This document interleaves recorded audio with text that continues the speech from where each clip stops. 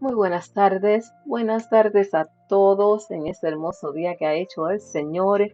Esta es su amiga y hermana en Cristo, Duan Marie.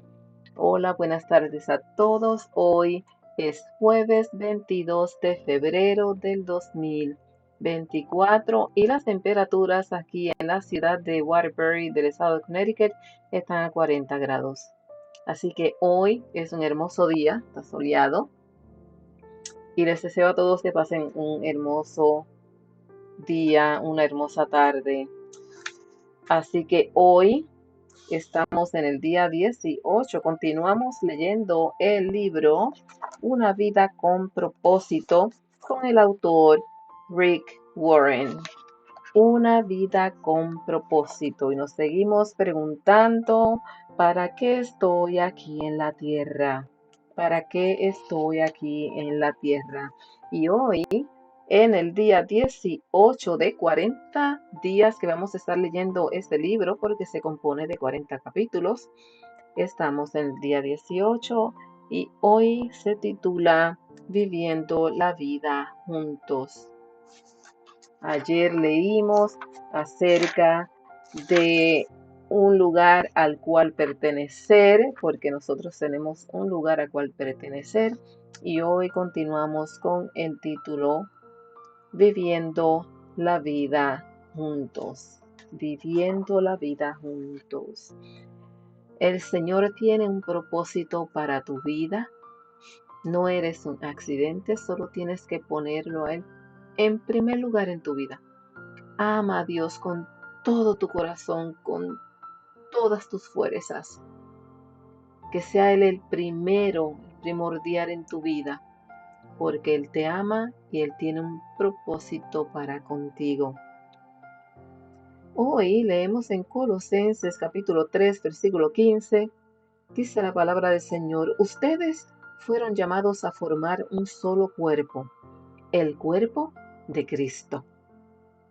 Y en el Salmo 133, versículo 1, dice: cuán bueno y cuán agradable es que los hermanos convivan en armonía. Eso me recuerda a un corito del ayer que decía: mirad cuán bueno y cuán delicioso es. Mirad cuán bueno y cuán delicioso es habitar los hermanos juntos en armonía, porque allí envía Jehová bendición y vida eterna, porque allí envía Jehová bendición. Aleluya. Eso es uno de los coritos. Ayer me recuerdo creciendo, escuchando y cantando uno de esos coritos hermosos. Ok, ahora vamos a seguir con la lectura del capítulo 18, titulado Viviendo la vida juntos, juntos, en armonía, como hermanos, hermanos que pertenecemos a la familia del Señor Jesucristo. Si usted tiene el libro, lo puede abrir en el capítulo 18. Y si no lo tiene, no se preocupe, que voy a estar leyéndole este capítulo a usted. Trate de mantener el lápiz y papel a su alcance para que apunte a algunas referencias, algunos pasajes que quizá usted encuentra muy importantes.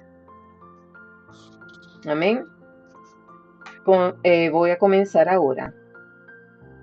Dice así el capítulo 18 del libro Una vida con propósito. La vida fue diseñada para compartir. La intención de Dios es que experimentemos la vida juntos. En la Biblia, esta experiencia comunitaria se conoce como vivir en comunión. En la actualidad, sin embargo, la palabra ha perdido mucho de su significado bíblico. Tener comunión se usa para referirse a la conversación espontánea, la socialización, las comidas y la diversión. La pregunta ¿dónde tienes comunión? Significa ¿a qué iglesia asistes? Afirmar quédate después del servicio para un momento de comunión quiere decir tendremos un refrigerio. Sí, la palabra comunión puede significar varias cosas. También dice, la verdadera comunión es mucho más que asistir a los servicios dominicales. Es experimentar la vida juntos. Consiste en amar desinteresadamente, compartir con corazón sincero, servir en la práctica, hacer sacrificios, consolar y solidarizarse con los que sufren. Y todos los demás mandamientos que el Nuevo Testamento nos manda hacer unos a otros. Con todo aquello relacionado con la comunión, el tamaño importa. Cuanto más pequeño, mejor. Con una multitud se puede adorar, pero no se puede tener comunión. Con una multitud se puede adorar, pero no se puede tener comunión. Cuando los grupos son superiores a 10 personas, algunas dejarán de participar. Por lo general, las más calladas y otras ejercerán dominio. Jesús ministró en el contexto de los pequeños grupos de discípulos. Pudo haber elegido a más, pero sabía que 12 es prácticamente el tamaño máximo posible para permitir la participación de todos. El cuerpo de Cristo, como el tuyo, es en realidad una colección de varias células pequeñas. La vida del cuerpo de Cristo, como el tuyo, está en las células. Debido a esto, todos los cristianos necesitan estar comprometidos con un pequeño grupo dentro de cada iglesia, ya sea uno de reflexión, en los hogares, una clase de la escuela dominical o un grupo de estudio bíblico. La verdadera comunidad se gesta en esos lugares, no en las reuniones masivas. Piensa en la iglesia como en un barco. Los pequeños grupos son los botes salvavidas. Dios ha hecho una promesa increíble con respecto a los pequeños grupos de creyentes, porque donde 2 o 3 se reúnen en mi nombre, allí estoy yo en medio de ellos, dice la Biblia. Por desgracia, pertenecer a un pequeño grupo tampoco es ninguna garantía de que se experimentará una verdadera comunión. Muchas clases de la escuela dominical y los grupos pequeños son superficiales. No tienen idea de lo que es experimentar la comunión genuina. ¿Cuál es la diferencia entre la comunión verdadera y la falsa? En la comunión verdadera experimentamos autenticidad. La comunión auténtica no es superficial. Consiste en la expresión genuina, de corazón a corazón, desde lo más íntimo de nuestro ser. El verdadero compañerismo ocurre cuando la gente es honesta con lo que es y con lo que sucede en su vida. Comparte sus penas, revela sus sentimientos, confiesa sus fracasos, manifiesta sus dudas, reconoce sus temores, admite sus debilidades y pide la ayuda y la oración de los demás. La autenticidad es exactamente lo contrario de lo que encuentras en algunas iglesias. En estas, en vez de una atmósfera de sinceridad y humildad, hay fingimiento, roles, politiquería, una cordialidad superficial y una conversación trivial. La gente se pone máscaras, está a la defensiva y se conduce como si su vida fuera un lecho de rosas. Esas actitudes matan la verdadera comunión. Podremos experimentar la verdadera comunión solo si somos transparentes en nuestra vida. La Biblia dice, si vivimos en luz, así como Él está en la luz, tenemos comunión unos con otros. Si afirmamos que no tenemos pecado, nos engañamos a nosotros mismos y no tenemos la verdad. El mundo cree que la intimidad necesita oscuridad, pero Dios dice que esta ocurre en la luz. La oscuridad sirve para esconder nuestros dolores, culpas, temores, fracasos y fallas. Pero al sacarlos a la luz, los ponemos a la vista y admitimos quiénes somos en realidad. Por supuesto, la autenticidad exige valor y humildad. Implica enfrentar nuestro temor a la exposición, al rechazo y a ser heridos nuevamente. ¿Por qué habríamos de correr ese riesgo? Porque es la única manera de crecer espiritualmente y conservar nuestra salud emocional. La escritura indica que nuestra práctica debería ser confesarnos unos a otros nuestros pecados y orar unos por otros para poder vivir todos juntos y ser sanados. Solo podemos crecer si nos arriesgamos y no hay riesgo mayor que ser sinceros con nosotros mismos y con otros. En la comunión verdadera experimentamos reciprocidad. La reciprocidad es el arte de dar y recibir. Depende de cada uno de nosotros. La Biblia dice que Dios diseñó nuestros cuerpos como un modelo para que pudiéramos entender nuestras vidas reunidas como iglesia, cada parte dependiente de todas las demás. La reciprocidad es el corazón de la comunión, la construcción de relaciones recíprocas, compartiendo responsabilidades y ayudándose unos a otros.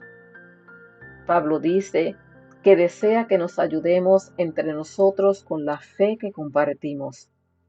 Tu fe me ayudará y mi fe te ayudará. Somos más sólidos en nuestra fe cuando caminamos junto a otros que nos animan. La Biblia nos ordena rendirnos cuentas unos a otros, animarnos, servirnos y honrarnos mutuamente.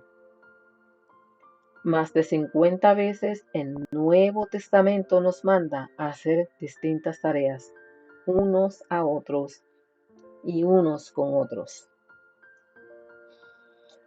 La palabra de Dios señala: esforcémonos por promover todo lo que conduzca a la paz y a la mutua edificación.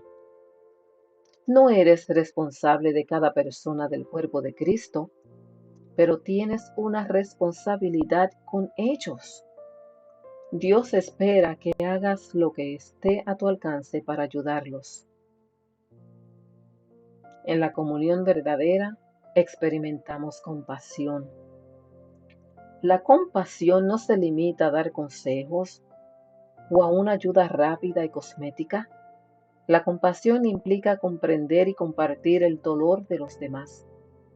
La compasión dice: entiendo lo que te está pasando y lo que sientes no es raro ni es una locura. Hoy también se conoce como empatía, pero la palabra bíblica es compasión. La Escritura afirma que como escogidos de Dios, santos y amados, debemos vivir con verdadera compasión, bondad, humildad, mansedumbre y paciencia. La compasión satisface dos necesidades humanas esenciales: ser entendidos y que nuestros sentimientos sean apreciados.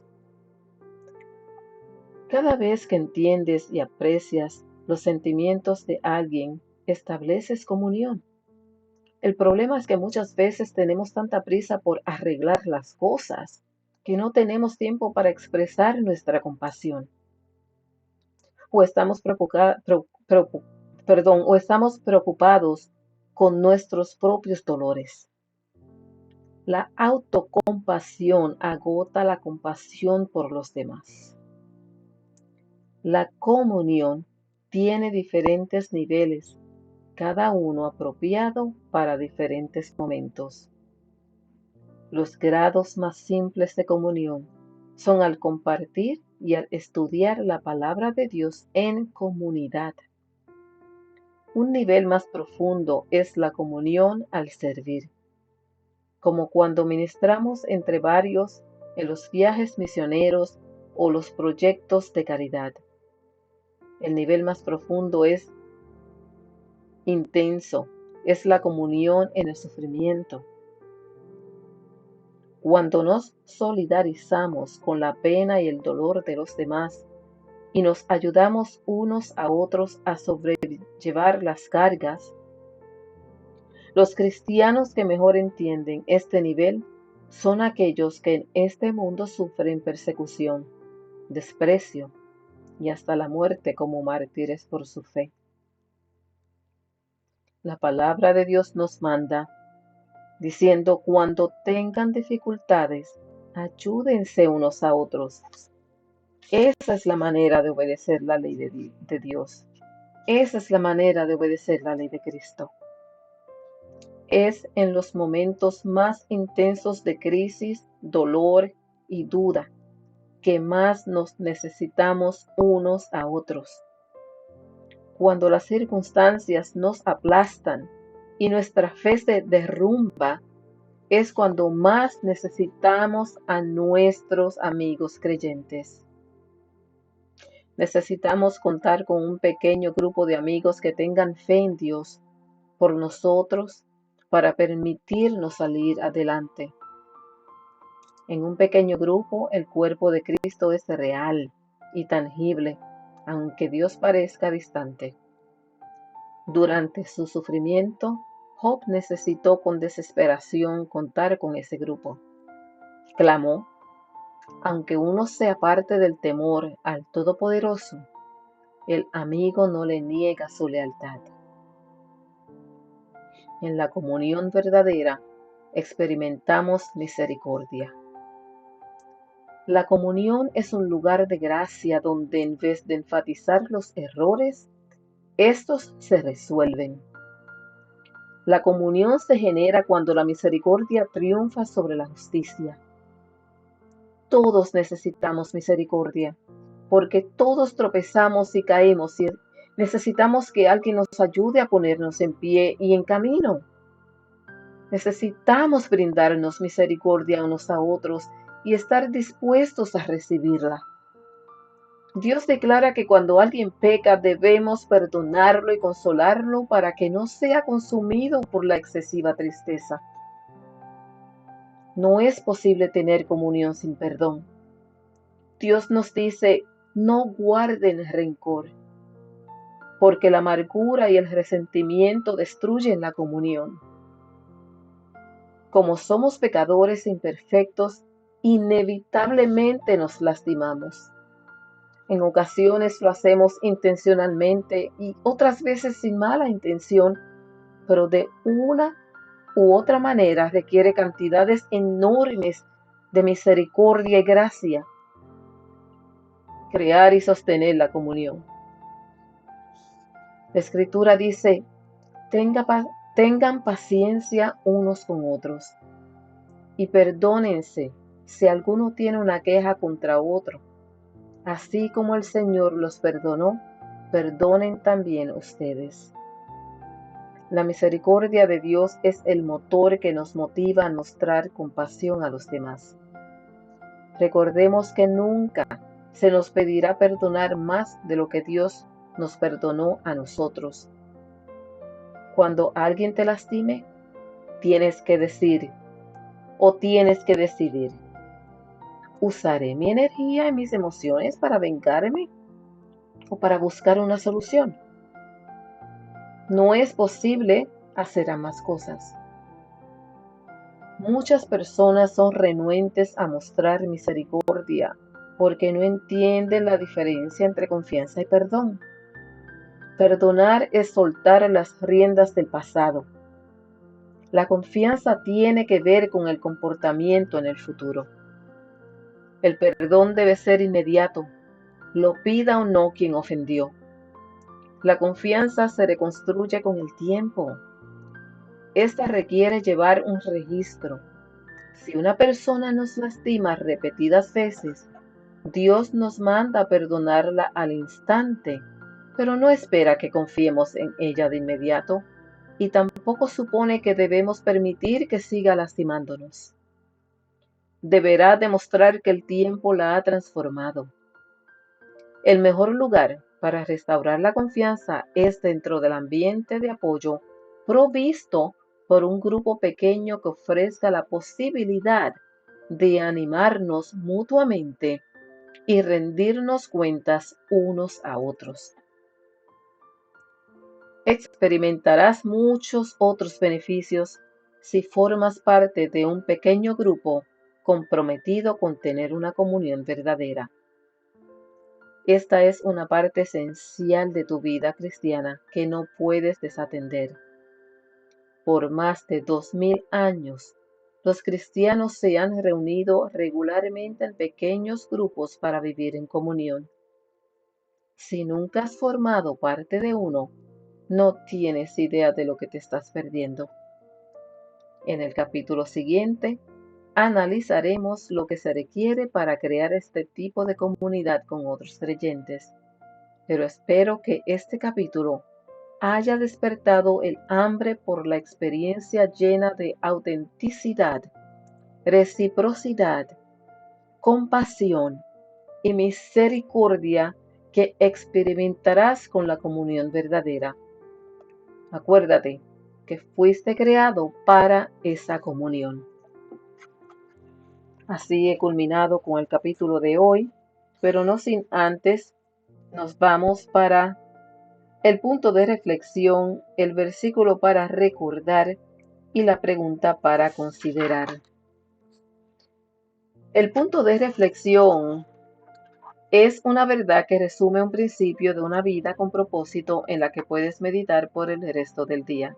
O sea que meditemos en la lectura de hoy y reflexionemos acerca de lo que leímos hoy. El punto de reflexión dice así: necesito a otras personas en mi vida. Vamos a reflexionar en ese punto y decirnos a nosotros mismos: necesito a otras personas en mi vida. Ahora, el versículo para recordar, este versículo bíblico destaca la verdad que enseña este capítulo. Y el versículo de hoy se encuentra en Gálatas capítulo 6, versículo 2. Dice: ayúdense unos a otros a llevar sus cargas, y así cumplirán la ley de Cristo. Repito, ayúdense unos a otros a llevar sus cargas, y así cumplirán la ley de Cristo. Eso se encuentra en Gálatas 6:2. Y la pregunta para considerar hoy, esta pregunta te ayudará a pensar en las repercusiones de lo que has leído y en cómo debes aplicarlo, ¿ok? ¿Cómo debemos aplicarlo? Dice la pregunta: ¿qué primer paso puedo dar hoy para relacionarme con otro creyente en un mayor grado de intimidad y autenticidad? Basado en la lectura de hoy, nos preguntamos: ¿qué primer paso puedo dar hoy para relacionarme con otro creyente en un mayor grado de intimidad y autenticidad? Amén. Esa pregunta para que usted se la conteste. Y si tiene algún compañero con quien compartir la lectura de hoy, amén, mucho mejor. Les aconsejo, les recomiendo que este libro no lo lea solo. Puede sí leerlo solo, claro que sí, pero sería mucho mejor cuando lo leemos juntos, cuando tenemos un compañero de lectura y compartimos las referencias, los puntos importantes, y también podemos compartir estos 3 puntos al final de cada capítulo. Ahora sí, he culminado por hoy con el capítulo 19 titulado, el 18 titulado Viviendo la vida juntos. Esta ha sido su hermana en Cristo, Dawn Marie. Que pasen una hermosa tarde. Les bendigo en el nombre del Padre, del Hijo, del Espíritu Santo. Nos estaremos escuchando mañana. Si usted tiene algún comentario o nos puede dejar su nombre y nos puede decir de dónde nos escucha. Amén, para saludarles. Dios les bendiga a todos. Tengan todos un hermoso día. Hasta mañana.